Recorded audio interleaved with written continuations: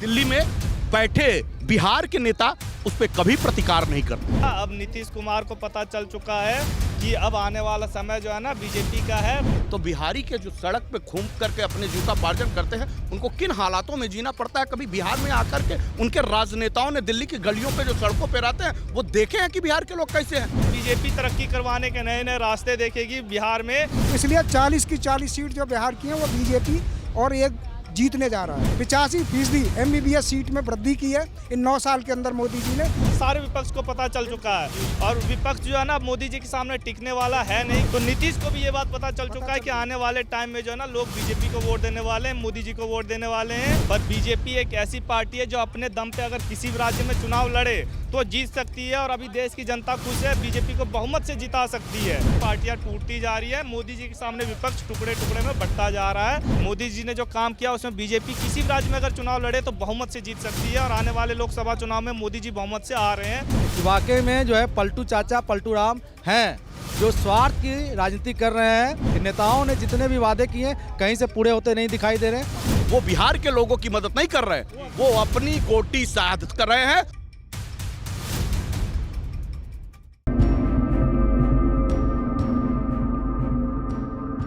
नमस्कार दर्शकों, आपने देखना चालू कर दिया द न्यूज़ 15 और मैं हूं आपके साथ सक्षम तिवारी। बिहार की राजनीति में सबकी नज़र टिकी हुई थी और आखिरकार वो पल आ ही गया जब नीतीश कुमार एनडीए में शामिल हो गए।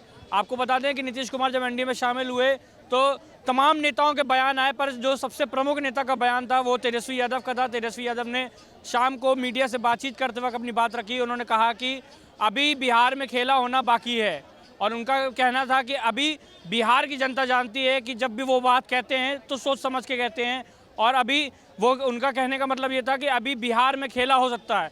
और उन्होंने साथ ही साथ ये भी कहा कि उन्होंने जब भी कोई बात रखी तो उसको पूरा भी करा है। तो इसी पर आज हम जनता से राय लेंगे और देखेंगे कि जनता इस पर क्या कहती है। जी सर, क्या नाम है? जगदीश। बिहार में अब नीतीश कुमार एनडीए में शामिल हो गए हैं, तो अब क्या लगता है कि आगे का क्या माहौल रहने वाला है? देखो ऐसे है जी ये नीतीश कुमार बन गया रामविलास पासवान। जी पलटी मारी बांदर उधर, जहाँ पलड़ा भारी है उधर हो गया।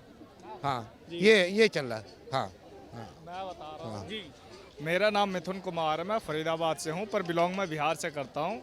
नीतीश कुमार को अब पता चल चुका है कि मोदी जी ने जो काम किया है ना वो बहुत ही बढ़िया काम किया, इतिहास में नाम कर दिया अपना।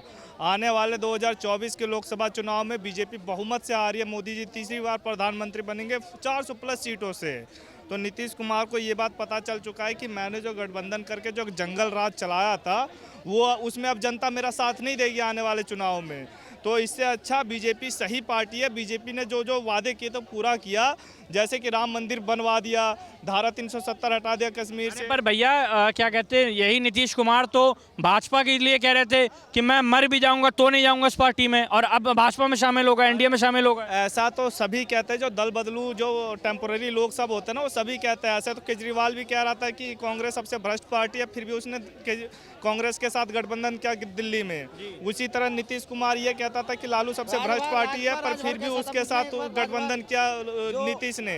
तो ऐसा दल बदलू लोग कहते रहते हैं, पर जो एक पार्टी होती है सही, अंत में दल बदलू लोग उसी पार्टी को चुनते हैं कि ये पार्टी सही है, यही पार्टी हमें जीवन दान दे सकती है, बचा सकती है। जो कि तेजस्वी यादव तो अभी भी बयान दे रहे हैं ना। तेजस्वी यादव ने जब शाम को मीडिया से बातचीत करी तो उन्होंने कहा कि क्या कहते हैं, अभी खेला होना बाकी है, अभी बिहार की जनता हमें जानती है और मैं जो कहता हूँ वो पूरा भी करता हूँ। तो अभी भी कुछ कयास लग रहा है कि अभी भी कुछ हो सकता है? अब कोई कयास नहीं रह गया, सारा खेल खत्म हो गया, आरजेडी का सबका खेल खत्म हो गया। अब नीतीश कुमार को पता चल चुका है कि अब आने वाला समय जो है ना बीजेपी का है, मोदी जी का है, क्योंकि मोदी जी ने जो काम किया है, राम राज्य लेके आए हैं, धारा 370 हटवाया है, देश को मजबूत कर रहे हैं, डिफेंस को मजबूत कर रहे हैं। तो ये सब चीज़ें जो है ना अब सबको पता, सारे विपक्ष को पता चल चुका है और विपक्ष जो है ना मोदी जी के सामने टिकने वाला है नहीं, क्योंकि जो इतना बड़ा बड़ा मुद्दे को बीजेपी ने सॉर्ट आउट कर दिया वो भी शांतिपूर्ण तरीके से। तो ये चीज पता चल चुका है बिहार की जनता को भी, तो नीतीश को भी ये बात पता चल चुका है कि आने वाले टाइम में जो है ना लोग बीजेपी को वोट देने वाले हैं, मोदी जी को वोट देने वाले हैं। इसलिए नीतीश ने अपना पाला बदल करके जो पुरानी गठबंधन पार्टी उसके साथ ये बिहार की राजनीति को कहाँ चमका रहा है? ये तो फिर अपना फायदा देख रहा है ना नीतीश कुमार। बिल्कुल नीतीश कुमार अपना फायदा देख रहे हैं, परंतु अब जो नीतीश कुमार आएगा वो अपनी शर्तों पे नहीं आ सकता नीतीश कुमार। अब बीजेपी कंट्रोल करेगी, बीजेपी तरक्की करवाने के नए नए रास्ते देखेगी बिहार में। अब अमित शाह जो है ना नीतीश कुमार के ऊपर कंट्रोल रखेंगे कि भैया तुमने बहुत जंगल राज फैला लिया, दूसरी पार्टियों के साथ गठबंधन करके बहुत सरकारें चला ली।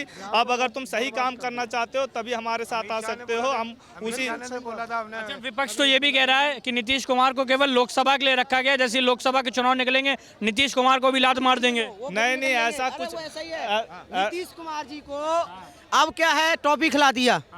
अब ये बीजेपी को टॉफी खिला दी, टॉफी खिलाया उनको, क्योंकि अब 2024 के लालच दे दिया ना। अरे टॉफी खिलाया है, उससे क्यों निकाला? पूछो ना क्यों निकाला, क्यों निकाला? क्योंकि उसे पता चल गई, मैं बताता हूँ, इन्हें नहीं पता, क्योंकि उसने भी अंदर सर्वे करा लिया। उसने ये कहा कि बीजेपी सारी सीट जीत रही है।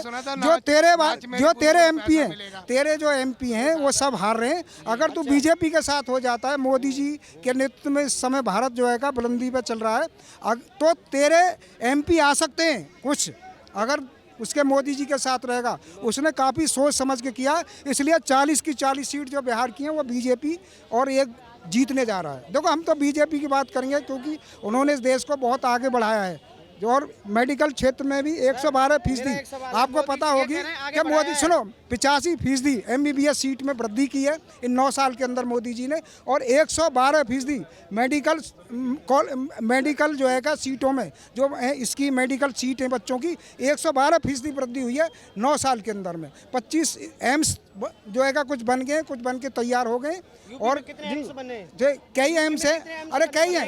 1 मिनट, आपको पता नहीं है, देख लेना, सब हो रहे हैं। गोरखपुर में एम्स चल रहा है और कई जगह चल रहे हैं, आप देख लेना। अगर हम बात करें, अब चूंकि नीतीश कुमार एनडीए में शामिल हो गए हैं और तेजस्वी यादव कह रहे हैं कि अभी भी खेला होगा, तो क्या विपक्ष अभी भी कहीं ना कहीं अपनी मजबूती दिखाएगा, या विपक्ष के पास अभी भी कोई रास्ता बचा है क्या? विपक्ष के पास कोई रास्ता नहीं बचा है। विपक्ष है 0 + 0 = 0। क्या कह रहे थे आप कि किस चीज़ का लालच दिया गया नीतीश को? लालच दे दिया गया है ना, उससे पहले जो बीजेपी में से निकाला गया, क्योंकि इनके कोई चलने वाली नहीं थी, क्योंकि बिहार में काम कुछ नहीं कराया, तो इसीलिए उन्होंने दिखा कि इंडिया गठबंधन में निकल गए वो आगे। अब क्यों कि उन्हें 2024 का लालच दे दिया है, क्योंकि पता है फायदा होगा और जीतने के बाद फिर बाहर निकल जाएंगे वो। अगर बात करें अखिलेश यादव की, तो अखिलेश यादव ने जो प्रेस कॉन्फ्रेंस करी, तो अखिलेश यादव ने भी कहा था कि नीतीश नहीं जाएंगे एनडीए में। अब चूंकि एनडीए में शामिल हो गए, तो क्या विपक्ष पर और इंडिया गठबंधन पर क्या असर पड़ेगा? देखिए, मैं पहले ही एक बात बता देना चाहता हूं कि मोदी जी को हराने के लिए जो पार्टियां बना रहे हैं, अलायंस सब बना रहे हैं, इस अलायंस का कोई मतलब नहीं है, इस अलायंस में कोई मजबूती नहीं है। यहाँ पे जितनी भी पार्टियां हैं, जितने भी पार्टी के मुखिया हैं, वो सब अपने आप को प्रधानमंत्री बनाने का सपना देखते हैं। तो ये आपस में ही एकजुट नहीं है, सभी अपने अपने आप को प्रधानमंत्री बनते हुए देखना चाहते हैं, तो कोई एक दूसरे से सहमत होता नहीं है। जब कोई सहमत होगा नहीं, तो किसी भी अलायंस का टूटना लगभग बिल्कुल तय है। वही चीज़ अभी अलायंस का हो रहा है, इंडिया अलायंस का अभी हो रहा है आज के टाइम में, कि पार्टियां टूटती जा रही है। मोदी जी के सामने विपक्ष टुकड़े टुकड़े में बढ़ता जा रहा है। क्योंकि विपक्ष को पता चल चुका है कि अब जो है ना 2024 की आंधी, मोदी जी की आंधी आने वाली है। यहाँ पे 400+ सीटें भी आ सकती हैं, क्योंकि मोदी जी ने काम ही कुछ ऐसा कर दिखाया कि देशवासी, ये लोग इल्ज़ाम लगाते ईवीएम हैक का। मोदी जी ने राम मंदिर बनवा करके, जम्मू कश्मीर से धारा 370 हटवा करके, जो ये बुलेट ट्रेन लेके आ रहे, सेमी हाई स्पीड ट्रेन लेके आ रहे, वंदे भारत ट्रेन लेके आ रहे, अमृत भारत ट्रेन लेके आ रहे हैं, इतनी और जितनी पनडुब्बियाँ सब लॉन्च कर रहे हैं, आए दिन नए पनडुब्बियों का लॉन्च हो जाता है।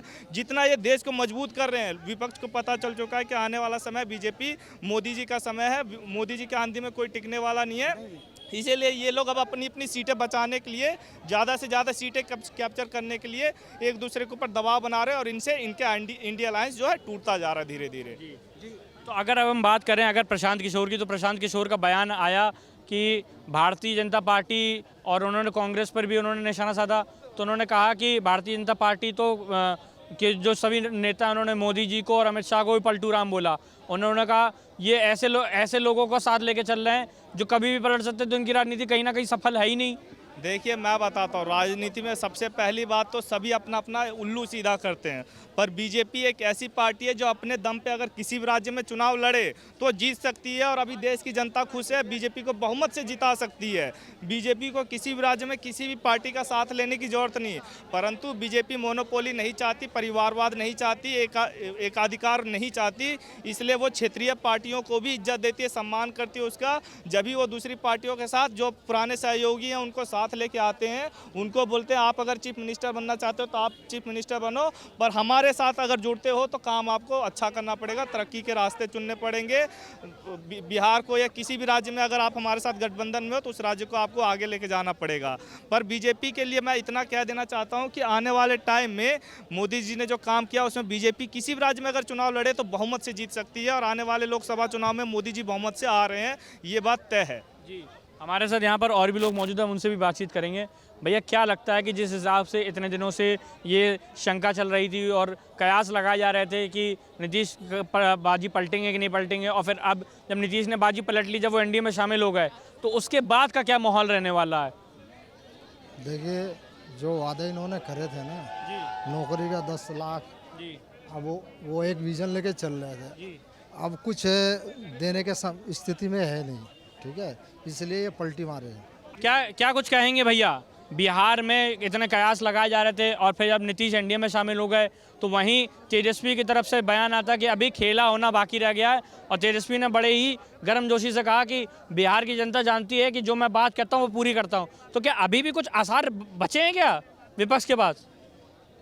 विपक्ष के पास कोई आसार नहीं है, और बिहार की जनता भी इस बार समझ चुकी है कि बिहार में विकास के नाम पे जो जनताओं के साथ विनाश की राजनीति हुई है, इस बार दिखाई देगी। आगामी लोकसभा का चुनाव भी बहुत नज़दीक है 2024 को लेकर के, और नीतीश कुमार ने जो अपनी छवि को जो है एक बार फिर से पुनः साफ किया है। पलटू राम के नाम से उन्हें संबोधन किया जा रहा था, लेकिन इस बार तो वो दिखाई पड़े कि वाकई में जो पलटू राम को लेकर के नेताओं ने उसको नाम दिया था, अब नेताओं नहीं बल्कि बिहार के जनता भी समझ चुके हैं कि वाकई में जो है पलटू चाचा पलटू राम हैं, जो स्वार्थ की राजनीति कर रहे हैं, स्वार्थ की सिद्धि में लगे हुए हैं। बिहार की जनताओं को लेकर के तो आज भी जो है दुर्भाग्य साबित हो रहा है कि नेताओं ने जितने भी वादे किए कहीं से पूरे होते नहीं दिखाई दे रहे, चाहे पक्ष हो चाहे विपक्ष हो। बिहार के लिए दुर्भाग्य है। जब तेजस्वी यादव का एक पोस्टर भी रिलीज़ करा गया आरजेडी पार्टी की तरफ से, तो उसमें कम से कम 20 से 25 पॉइंट थे।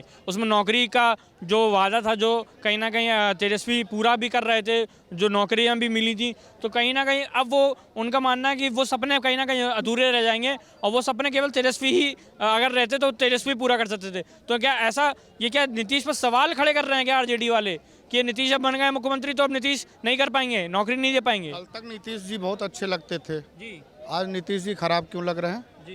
पहली चीज़। दूसरी चीज़, दोनों हमाम में नंगे हैं, चाहे वो नीतीश कुमार जी हों या तेजस्वी जी हों। आपको क्या लगता है कि एनडीए में शामिल हो गए तो अब ये चीज़ें दूर हो पाएंगी? ये राजनीतिक बात है, ये राजनीतिक सत्ता के गलियारों में जो भी, चाहे बीजेपी में तब तक भ्रष्टाचारी थे, आज कल नीतीश कुमार पहुंचेंगे, गंगा जल से नहला दिए जाएंगे, इनसे ज्यादा भ्रष्टाचार गंगा जल से नहला दिए जाएंगे एकदम। वो बीजेपी का एक गंगा जल है, उस गंगा जल से नहला दिए जाएंगे, कल से वो एकदम शुद्ध हो जाएंगे, वो फिर से पुनः सुशासन बाबू वाली छवि में वापस आ जाएंगे। अब बताइए ना, कर्पूरी ठाकुर साहब आज थे क्या? आज थे। भारत रत्न की बात आज ही क्यों चली है चुनाव में? क्या देश के जनता, बिहार की जनता पहले नहीं थी क्या? नीतीश जी जब थे 15 साल से राज कर रहे थे, तब कर्पूरी जी नहीं याद आए थे? तेजस्वी थे तब नहीं याद आए थे? स्वयं भारतीय जनता पार्टी के लोग भी सत्ता में कभी शामिल रहे, तब कर्पूरी जी नहीं आए? चुनाव में कर्पूरी ठाकुर जी को भारत रत्न के से सम्मान करने की बात दिखाई देती है। जनता को, बिहार की जनता को लोगों ने राजनीतिक, उनके खुद बिहार के लोगों की जितनी राजनीतिक दल है, सभी लोगों ने सिर्फ उनका हथियार बनाया, यूज किया है, उनसे वोट लिया है, शासन सत्ता पे आई है। लेकिन जब उनको सम्मान देने की बात आती है, मैंने तो इस दिल्ली में कई जगहों पे देखा, दिल्ली ही नहीं देश के विभिन्न हिस्सों में जाकर के देखा, तो बिहारी के जो सड़क पे घूम करके अपने जीविकापार्जन करते हैं, उनको किन हालातों में जीना पड़ता है। कभी बिहार में आकर के उनके राजनेताओं ने दिल्ली की गलियों पे जो सड़कों पे रहते हैं, वो देखे हैं कि बिहार के लोग कैसे हैं, बिहार के गरीब लोग कैसे हैं? ध्यान दिया है कभी जब उनको चौराहों पे खड़ा होकर बिहारी बोलते हुए, उनको गाली देते हुए रोक कहते नजर आते हैं? क्या वही आरजेडी के लालू यादव और तमाम उनके परिवार के नीतीश कुमार, यहाँ तक कि चिराग पासवान जैसे लोग भी उसी को देश में नेशन फर्स्ट, यूथ फर्स्ट करने की बात करने वाले, बिहार के लोगों की बात कह के उत्थान करने वाले, क्या इसी दिल्ली में रहने वाले बिहार के लोगों की बात करते नजर आते हैं? ये सब राजनीतिक एजेंडा फिट है। वो बिहार के लोगों की मदद नहीं कर रहे हैं, वो अपनी गोटी साध कर रहे हैं। वो राजनीतिक सत्ता का खेल है। कौन जीतेगा कौन हारेगा बिहार की जनता को इससे मतलब नहीं है। बिहार की जनता को इससे मतलब है कि उनकी गरीबी कम मिटेगी, उनकी भुखमरी कम मिटेगी और उनका सम्मान जो पहले तमाम ऐसे लोग जिन्होंने इस अखंड भारत की स्थापना में बड़ा महत्वपूर्ण रोल अदा किया था, वो सपनों का बिहार कब सुंदर और व्यवस्थित होगा इसकी परिकल्पना कर रहे हैं। तमाम लोग पीड़ित है, मैंने कहा ना सहारा का मुद्दा है, 2 करोड़ से ज्यादा लोग प्रभावित है। एक बार भी किसी राजनीतिक दल के लोगों ने, चाहे वो भारतीय जनता पार्टी के लोग हों बिहार के, या आरजेडी के लोग हों, या लोक जनशक्ति पार्टी, बोला क्या? किस बात की बिहार की बात कर रहे हैं? कौन से भारत की बिहार को बनाने की बात कर रहे हैं? ये अपना गोटी फिट कर रहे हैं, अपनी गोटी।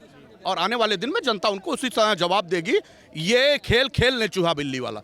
जनता सड़क पे आ रही है, जब आएगी तो उनसे पाई पाई का हिसाब भी लेगी कि आप बेरोजगारी पे क्या बोले, किया क्या, शिक्षा पे क्या बोले, किया क्या।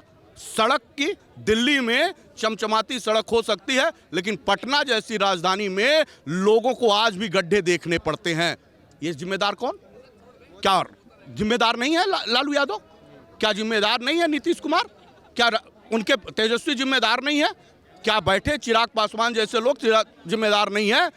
उनके पिता केंद्रीय मंत्री, और आज वो भी एनडीए में इस घटक दल के दौरान पे लगे हुए हैं कि कब उनको केंद्रीय मंत्री का दर्जा मिल जाए, कब मुख्यमंत्री के दावेदार हो जाए। कभी बिहार के लोगों के बारे में सोचा क्या? बिहार के छोटे छोटे परिवार के लोगों के बारे में सोचा क्या? वो सोचते हैं अपनी सत्ता और कुर्सी के नाते। आने वाले समय में क्या परिवर्तन देखने को मिलेगा? समय तय करेगी। जनता बहुत जागरूक हो गई है, पहले से ही पढ़ी लिखी बिहार के लोग थे, पहले से ही पढ़े लिखे, लेकिन अब जागरूक होगी तो सबक सिखाएगी, उनको सबक सिखाएगी कि सदियों से ठंडी बुझी राख सुगबुगा उठी, धरती सोने का ताज पहन इठलाती है, दो रात समय का घर घर नाथ सुनो, सिंहासन खाली करो की जनता आती है। बिहार की जनता में वही कहा है जो कभी इंदिरा की सत्ता को हटा दिया था, याद है ना? बिहार में मूर्धन्य विद्वानों की कमी नहीं थी, तो तमाम ऐसे क्रांतिकारियों की भी कमी नहीं है। और सड़क पे जो जनता निकलती ना, पढ़ी लिखी है, लोग उसको चाहे जिस तरह से ट्रीट करें बिहार के बाहर, लेकिन ना उनसे ज़्यादा आईएएस दे पाई, आईपीएस दे पाई, ना पढ़े लिखों की दे पाई, और ना मेहनती दे पाई।